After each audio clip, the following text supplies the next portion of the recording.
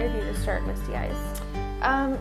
Sherry and I had both been involved in animal rescue in different ways. There was definitely a pet overpopulation problem in this county, and so we said, let's do something that's going to make a difference. Let's rehabilitate and rehome some of the animals, and let's start an educational program so hopefully the problem decreases, not only through rehabilitation and rehoming, but through stopping it before it starts. Awesome. So you did find, through your rescue efforts that there was a lot of pet overpopulation in Hendricks County and pets that are needing homes? Absolutely. And right now, a lot of people don't realize the statistics. So for every one animal that we take into our program, we're turning away two, mainly due to space limitations, and that really brings to light kind of the need. Yeah, definitely, because there's also other centers in Hendricks County that take these animals in. Absolutely. So tell me a little bit about your educational program that you mentioned earlier. Sure. We have three different kind of educational pieces. We have the Humane Education Program, which is where we go out into schools or for Girl Scouts, Boy Scouts, things like that, and we offer about 5 different programs that they can choose from free of charge. And so that was kind of our first one that we started way back when. Then we grew, we have a junior volunteer program, and that started off just as one program for kids that wanted to learn about animals. We did crafts and things. And actually this year it's grown into 3 separate programs. So kindergarten through 2nd grade, 3rd through 6th, and 7th through 10. They come to the adoption center here and they meet once a month for an hour, and just a variety of things. We have guest speakers and projects and stuff like that. So we're continuing on with the junior volunteers. And then about 1.5 years ago, we started what's called the Impact Program. And that program, we see a lot of sadness of animals coming in. There's a lot of happiness, especially once they get here, but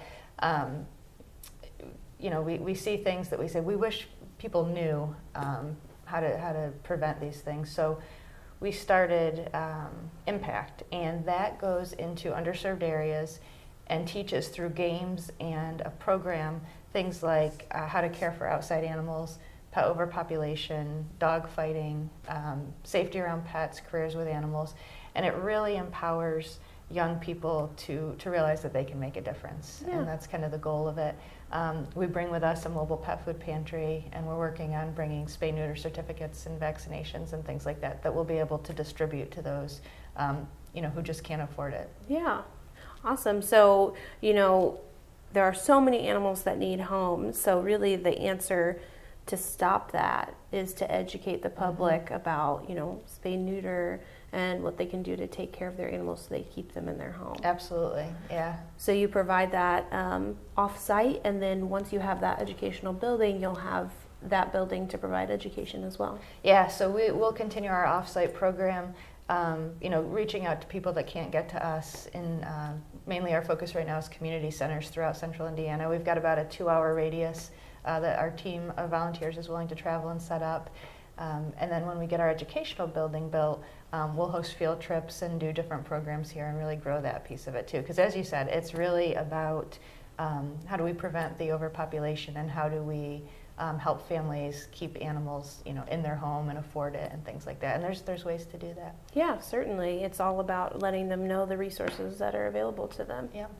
So you mentioned that you are going to go into communities that aren't able to get to you. So do you find that some people maybe want to learn, but they're not able to get to a facility, or they don't have the resources? Yeah, there's so many people out there.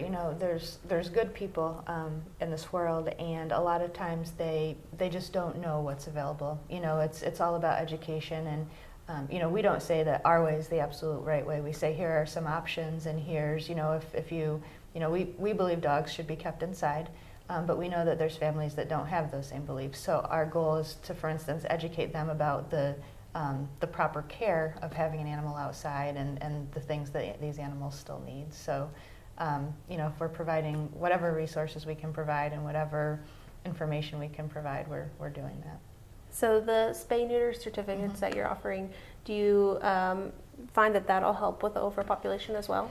Yeah, a lot of people have questions about spaying and neutering, or they don't understand. They'll say, well, my dog stays in our yard, so there's no way it could have puppies, or my cat's an inside cat, there's no way it could have kittens. But, one of the things that we teach is, a lot of the animals that we see coming in here pregnant, they've been impregnated by another dog getting into the yard, or the cat gets out for a short time and now there's a litter of kittens. So, not to mention the health benefits that we, Right. explain associated with spaying and neutering your pets.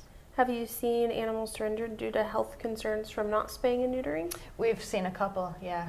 We had a cat come in with a mammary tumor, and a lot of times, studies show that spaying and neutering kind of prevents those, as well as some other infections that we've seen come in that could have been prevented by spay-neuter or lessened by spay-neuter.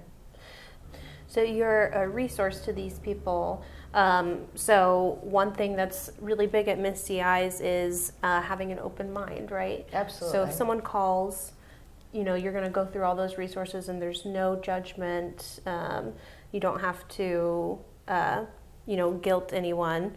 Right. So tell me a little bit about that. Yeah, so since we founded, we've always said kindness. Kindness is a big thing that we teach, and we want to practice what we preach. So, there's frustration sometimes when people just think that, oh, I get tired of an animal, right? We don't like to see that, but at the same time, we don't judge here. We do our best to educate instead. And if we can help somebody in a non-judgmental way, then we've done a good job. Yeah. So if someone has questions, they can certainly call and not have any, concern for themselves about being guilt-driven or... Absolutely. We want to do what's best for the animal, and we understand that there's tough circumstances sometimes, and we will do our best to help.